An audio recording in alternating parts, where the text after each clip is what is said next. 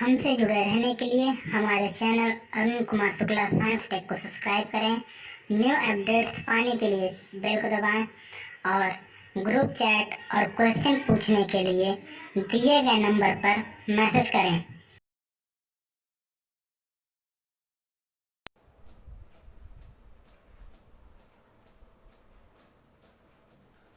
प्यारे बच्चों, आज हम लोग तुल्यांकी भार की गणना करेंगे लवणों की।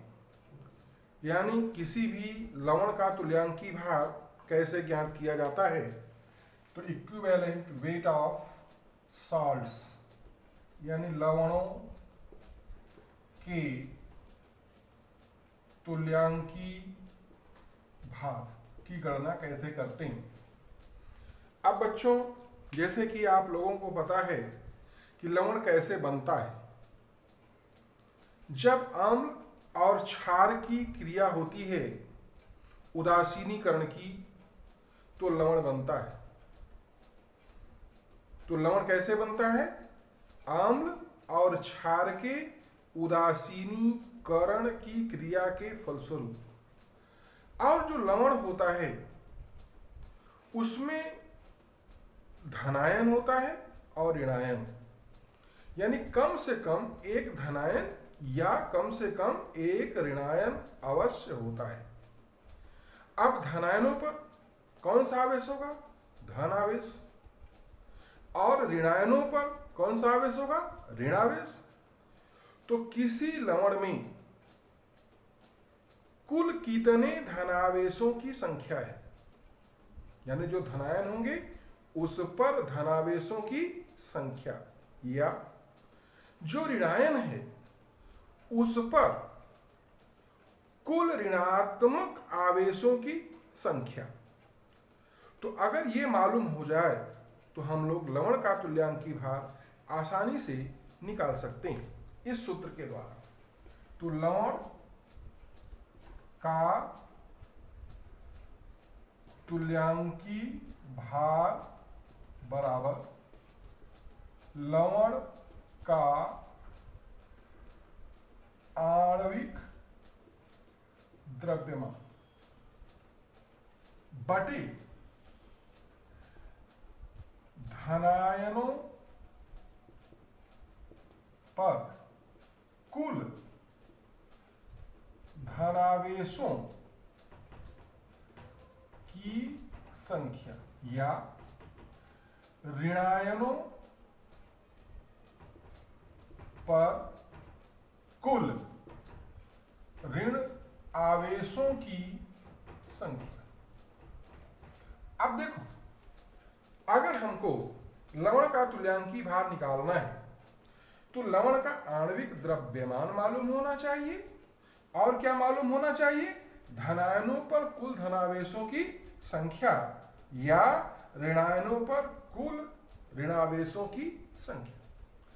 अब उदाहरण के लिए, जैसे बहुत सारे लवण हैं, तो नंबर एक उदाहरण हम लोग लेते हैं। जैसे पहले NaCl का तुल्यांकी भार क्या होगा? तो इसका तुल्यांकी भार बराबर, यानी NaCl का आणविक द्रव्यमान बटे धनावेशों या ऋणावेशों की संख्या। तो धनायन पर धनावेश की संख्या। अब जैसे Na है तो ये Na प्लस और Cl माइनस देता है, ध्यान दें। तो इस पर कितना धनावेश है? एक। या ऋणावेश कितना है? एक। तो इसका क्या हो जाएगा? सोडियम का 35.5 बटे 1। अगर धनायन का लेंगे तो धनावेश 1 हो जाएगा। अगर मान लो ऋणायन लेते हैं तो उस पर ऋणावेश कितना हो जाएगा? 1। तो इसका हो जाएगा 58.5 बटे 1, यानी 58.5। नंबर 2, जैसे कैल्शियम कार्बोनेट का तुल्यांकी भार। अब इसका भार कितना हो जाएगा? आणविक भार।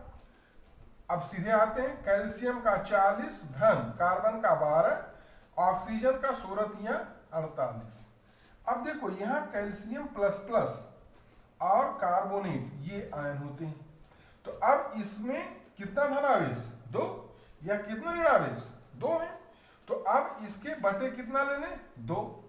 तो अब यह कितना हो गया 40 12 52 48 100 बटे 2 यानी कितना हो गया 50। तो कैल्शियम कार्बोनेट का तुल्यांकीय भार कितना हो गया 50। इसी तरह से बच्चों हम लोग अन्य उदाहरण भी ले लें। जैसे हम लोग AgNO3 का तुल्यांकीय भार निकालें। किसका AgNO3 का। नंबर 3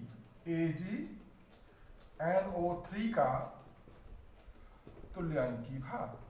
अब देखो Ag प्लस और NO3 माइनस।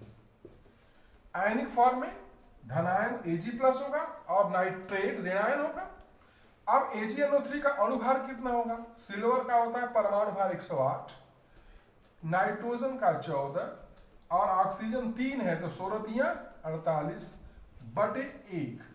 अब अगर धनायन लेते हैं तो 1 धनावेश और ऋणायन लेते हैं तो भी 1।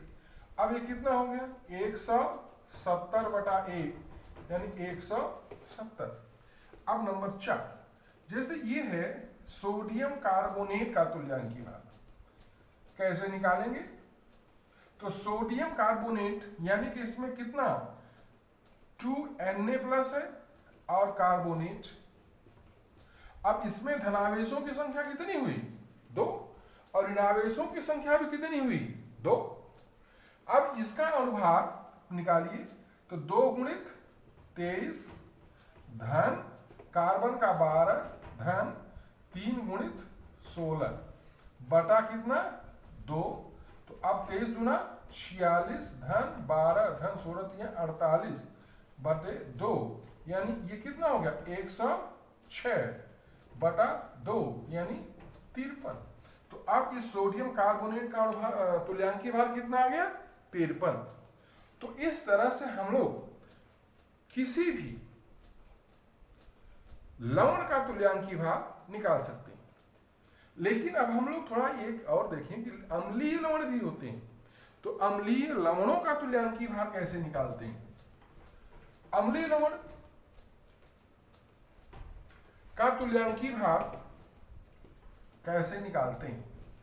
तो अम्लीय लवण पहले होते कौन है इस पर विचार कर लिया जाए।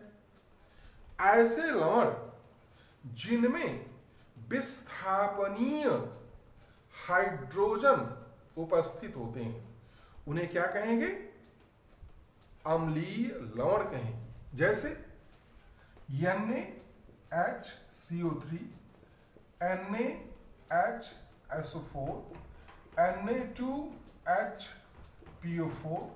अब देखिए इनमें ये हाइड्रोजन उपस्थित है। तो इन हाइड्रोजन को हम लोग विस्थापनी हाइड्रोजन कहते हैं। तो जिनमें ये विस्थापनी हाइड्रोजन उपस्थित होते हैं वे अम्लीय लवण होते हैं। तो अम्लीय लवण का तुल्यांकीय भार कैसे निकालेंगे उसके लिए क्या सूत्र होगा। तो अम्लीय लवण का तुल्यांकीय भार बराबर लवण का आणविक द्रव्यमान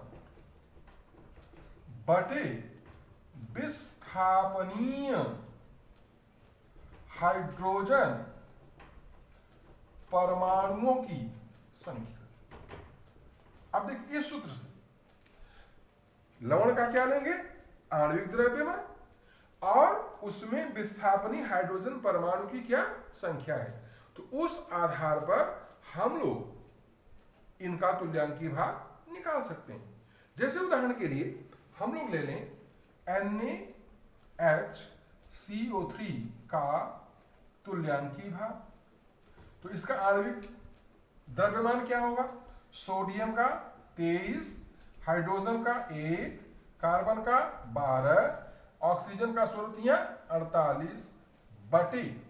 अब ध्यान दीजिए यहां विस्थापनी हाइड्रोजन कितना है 1। अब ये बराबर कितना हो गया 3 1 4 2 6 8 14 5 1 6 2 8 यानी 84 बटा 1 यानी कितना हो गया 84। तो इस तरह से सोडियम बाइकार्बोनेट का तुल्यांकीय भार कितना आ गया? 84, 84। अगर हम सोडियम सल्फेट का निकालें, NaHSO4 का तुल्यांकीय भार, तो Na का कितना हो जाएगा फिर 23 धन 1 धन सल्फर का कितना 32 धन 16 चौका कितना हो गया 64 बटा, अब इसमें विस्थापनीय हाइड्रोजन कितना है 1 1।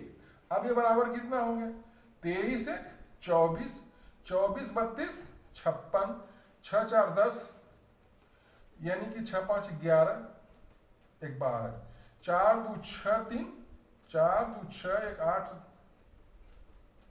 10 7 3 10 2 12 120 बटा 1 यानी कितना तुल्यांकीय भार आ गया 120।